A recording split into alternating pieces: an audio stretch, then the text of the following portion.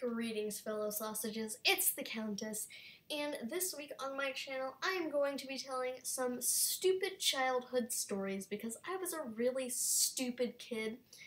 Now, to be honest with you, I'm still really a kid, but I like to think of myself as a little bit smarter now, even though I'm still really dumb.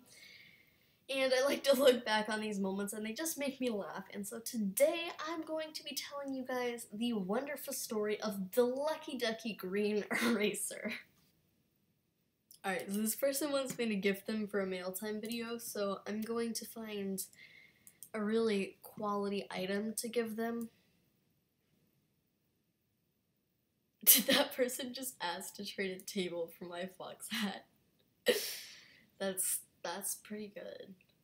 Alright, you guys, I think I'm gonna have to go with this Jolly Elf hat, just because it's pretty quality. Here's a fabulous item for you. Alright, perfect. So let's go ahead and get into it, and whenever I tell really dumb stories, it's just perfect to play Falling Phantoms, because reasons. So the first story is kind of less stupid and more just really weird. And so I want to say this was a while ago, so I don't really remember exactly how old I was, but I want to say that it was when I was in first grade, and for some reason, me and my friends were just determined that we were going to make some sort of club. Because apparently you were just, like, really cool if you had a club or something. And so me and, like, my 5 best friends at the time decided to make this great club. And so, of course, our first thought was that we needed some sort of hideout or whatever. And so we decided that it'd be really cool if we made, like, a secret hideout. And that way nobody would know where we were and it would be super cool and fancy or whatever. I don't really know what we were thinking, but we decided to make our club underneath the park bench at our school.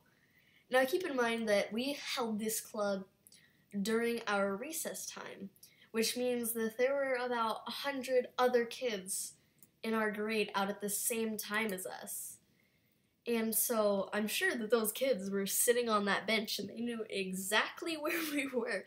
And we were all just sitting under that bench. And that bench wasn't really high up or anything. So we were all just like squatting underneath that bench, sitting there.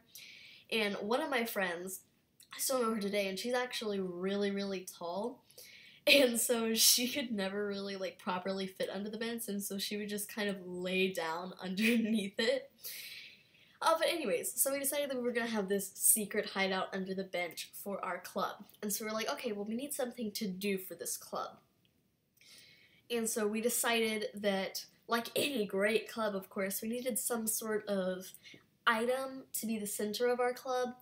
And so the whole day, me and one of my friends, we had a lot of different classes together. And so during our art class, I just walked up to the desk of our teacher while she was out of the room, and my friend went with me, and we were just like both thinking the same thing. Somehow we were like, okay, what will be the perfect item for our club?